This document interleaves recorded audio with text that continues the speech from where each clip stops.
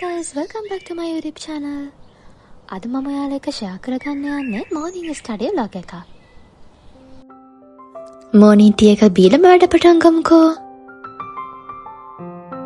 මම මුලින්ම කළේ මගේ morning study වැඩ ටික plan කරපු එක. ඉතින් මම sticky note එකක මගේ to do list එක ලියලා මට පේන තැනකින් ඒක අලව ගත්තා. ඒකෙන් මට මොනවද තව කරන්න තියෙන්නේ? මම ප්ලෑන් කරපු ඔක්කොම කරලා ඉවර කළාද කියලා මට හොඳ නිගමනයකට එන්න පුළුවන්.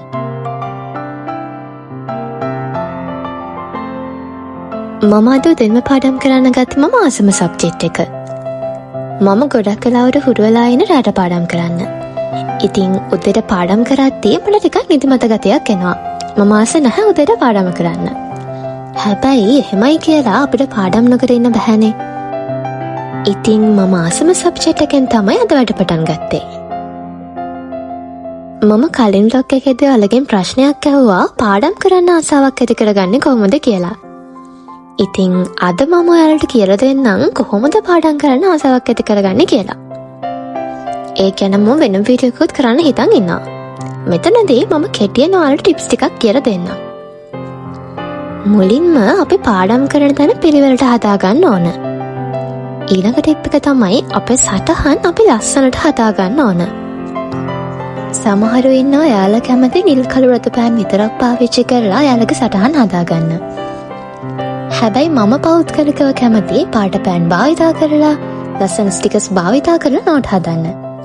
එතකොට මට නිතර නෝට් එක බලන්න ආස හිතෙනවා. ඔයාලා නෝට් හදන්නේ කොහොමද කියලාත් පහලින් කමෙන්ට් එකක් තියන්නකෝ. ඒ වගේම අපිට පුළුවන් වැදගත් කරුණු highlight කරන්න. sticky note වල වැදගත් කරුණු ලියන්න, අමතර කරුණු ලියන්න. ඊට අමතරව අපිට පුළුවන් අපි පාඩම් කරන විෂයට අදාළව අමතර කරුණු හොයන්න. එතනදී අපිට පුළුවන් අපි පාඩම් කරන මාතෘකාවට අදාළව Google එකේ search කරලා අමතර කරුණු ගන්න. ඒ වගේම YouTube videos බලලා අමතර කරුණු ගන්නත් අපිට පුළුවන්. ඒ වගේම මේ වගේ ස්ටඩි බ්ලොග්ස් බලන කෙනෙක් ඔයාලට පාඩම් කරන්න ආසාවක් ඇති වෙනවා. මම ඒ ලෙවල් කරන කාලෙත් මම ආසයි මේ වගේ ස්ටඩි බ්ලොග්ස් බලන්න. ඉතින් මම හිතනවා ඔයාලත් එහෙම වෙන්න ඇති කියලා. ස්ටඩි බ්ලොග්ස් බලද්දී ඔයාලා මොටිවේට් වෙලා ඔයාලට පාඩම් කරන්න ආසාවක් ඇති වෙනවා. ඒ නිසා ඔයාලා කොයිම වෙලාවකවත් හිතන්න එපා මේ වගේ ස්ටඩි බ්ලොග්ස් බලන එක කාලය නාස්ති කිරීමක් කියලා. ඒ වගේම ඔයාලා පාඩම් කරද්දී ඔයාලගේ ගෝල් එක මතක් කරගන්න. මම කැම්පස් යනවා, මම ලෝයර් කෙනෙක් වෙනවා, මම අනිවාර්යෙන් මේ විභාගය පාස් වෙනවා වගේ ගෝල් එකක් තියාගන්න. ඒ ගෝල් එක නිතර මතක් කරන්න. ඒකෙනුත් ඔයාලට පාඩම් කරන්න ආසාවක් ඇති වෙනවා.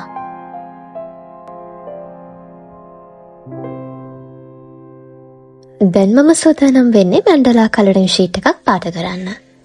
ඉතින් කලින් වීඩියෝ එකේදී ඔයාලා මේ ගැන මගෙන් ගොඩක් විස්තර අහලා තිබුණානේ. මේ මැන්ඩලා කලරින් බුක් එක මට ලැබෙන gift එකක් විදියට. හැබැයි ඉතින් ඔයාලා මේක ගත්තේ කොහෙන්ද ආපු නිසා මම සර්ච් කරලා බැලුවා. බලද්දී මට හම්බුණා FB pages කීපයක්ම. මම මේක link ටිකක් පහළ description box එකේ දාලා තියන්නම්.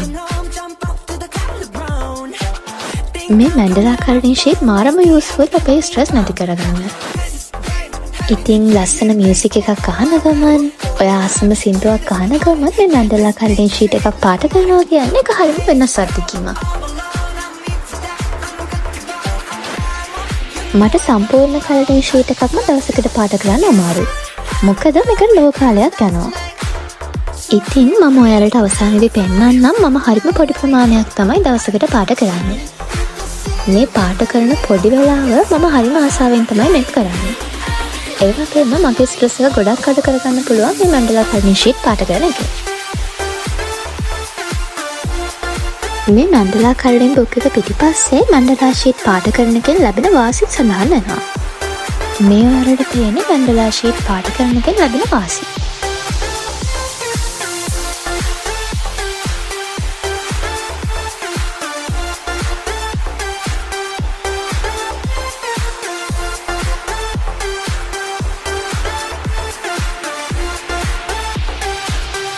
තේරෙනවද මම හරිම පොඩි ප්‍රමාණයක් අද දවසට පාට කළේ. ඔන්න ස්ටඩි වල ටික ඉවර වෙලා මම හදන්නේ මගේ බ්‍රේක්ෆාස්ට් ටික ලෑස්ති කරගන්න.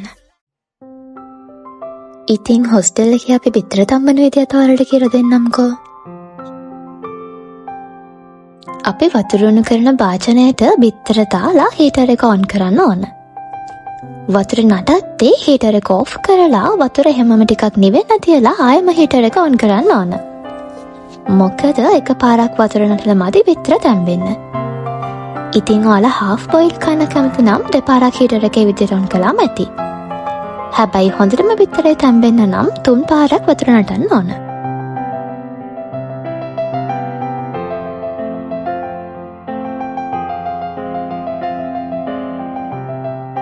ඉතින් මම අද බ්‍රෙක්ෆාස්ට් එකට බිත්තර මේ විදිහට පොඩි කරලා පාන් එක තමයි කන්න හිතන් ඉන්නේ. අපිට පුළුවන් මේ පොඩි කරගත්තු බිත්තර වලට අවශ්‍ය ප්‍රමාණවලින් ලුණු ගම්මිටි එකතු කරගන්න. මේක හරිම රසයි. ඔයාලා try කරලා බලන්නකෝ. ඊළඟට ඔයාලා අහපු ප්‍රශ්නයකට මම උත්තර දෙන්න හදන්නේ.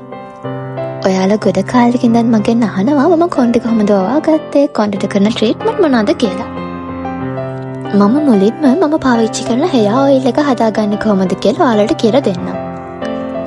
මේකට අපිට ඕන වෙනවා පේරකොළ, ගොටුකොළ, කරපිංචා, කොහොඹ, මුකුණු වැන්න, කීකේන්දිය, නෙල්ලි, උළුහල්. මේවා වතුරකට ඉවත් වෙනකන් වෙල්ල ගන්න ඕන. ඊට පස්සේ හිඳපු පොල් තෙල් රත් වෙන්න තියලා මේ අමුද්‍රව්‍ය දාලා තමයි තෙල් එක හදාගන්නේ. ඊළඟට තෙල් එක නිවෙන්න තියලා පෙරලා අරගෙන ඒ විටමින් කල්ලුත් අපිට එකතු කරගන්න පුළුවන්. ඒ වගේම ඔයාලා කැමති නම් ඔයාලට පුළුවන් මේ තෙල් එකට සෙවන් දරාමුලකුත් එකතු කරගන්න. ඊට අමතරව මම පාවිච්චි කරනවා hair cream එකක්. ගොඩක් වෙලාවට hair oil එක වෙනකොට මම පාවිච්චි කරන්නේ මේ hair cream එක. ඔයාලට පේනවා දැන් මේක ඉවර වෙන්නත් ළඟයි. මේකේ නම hair cream by Masha. මේ hair cream එක scalp එකේ apply කරන්න තමයි තියෙන්නේ. apply කරලා ටික වෙලාවක් මසාජ් කරන්න ඕන. මේකට අලුතින් කොණ්ඩේ වැවෙනවා. ඒ වගේම කොණ්ඩේ යන එකත් පාලනය වෙනවා. ඇත්තටම මේ hair cream එක ඔයාලට recommend කරන්න පුළුවන්. සාමාන්‍යයෙන් පොල් තෙල් ගෑවම ටිකක් ඇලෙන ගතියක් එනවනේ. ඉතින් කැම්පස් යද්දී මම ගොඩක් වෙලාවට පාවිච්චි කරන්නේ මේ hair cream එක. නිවාඩු දවසට තමයි මම hair oil එක ගාලා ට්‍රීට්මන්ට් කරන්නේ. ඔයාලා මම පාවිච්චි කරන shampoo එක ගැනත් අහලා තිබුණනේ. මම පාවිච්චි කරන්නේ ස්පා සලෝන් එකේ මෙන්න මේ shampoo එක. ඊට අමතරව මම ඔයාලට hair care tips ටිකක් කියලා දෙන්නම්. අපි කොණ්ඩය පීරන එක ගොඩක් වැදගත්. මේකට ලීපනාවක් පාවිච්චි කරන්න පුළුවන් නම් තවත් හොඳයි. කොණ්ඩය පීරන එකෙන්, මසාජ් කරන එකෙන් හිස් කබල රුධිර සංසරණය වැඩි වෙලා හිස කෙස් වර්ධනය උත්තේජනය කරනවා. ඒ වගේම අපි පාවිච්චි කරන ස්ක්‍රන්චීස්, මේ සිල්ක් ස්ක්‍රන්චීස් කොණ්ඩයට ගොඩක් හොඳයි කියලා මම අහලා තියෙනවා. ඉතින් කොණ්ඩේ කැඩෙන්නේ නැහැ සිල්ක් ස්ක්‍රන්චීස් වලට. ඒ වගේම ගැට ගහන්නේ නැහැ. කොණ්ඩේ රැලි වැටෙන්නේ නැහැ. ඔයාලට පුළුවන් නම් මේ සිල්ක් ස්ක්‍රන්චීස් ඔයාලගේ කොණ්ඩේට යූස් කරන්න එක ගොඩක් හොඳයි. ඒ වගේම ඔයාලා නිදාගනිද්දී කොණ්ඩය ගොතර නිදාගන්න. එතකොට කොණ්ඩය කැඩෙන්නේ නැහැ. ඔයාලට පුළුවන් නම් ඔයාලා නාන්න කලින් කෝමාරිකාවල මදය කොණ්ඩය ඇප්ලයි කරලා ටිකක් වෙලා ඉඳලා නාන්න. ඒක කොණ්ඩයට ගොඩක් හොඳයි. ඒකෙන් කොණ්ඩය ගොඩාක් ස්මූත් වෙනවා. ඔන්න ඔය ටිප්ස් ඔයාලට වැදගත් වෙයි කියලා මම හිතනවා. ඉතින් අද උදේවරුේ මගේ වැඩ ටික නම් ඉවරයි. එහෙනම් අලුත් වීඩියෝ එකකින් හමු වෙමු. ගිහින් එන්නම්. සුබ දවසක්.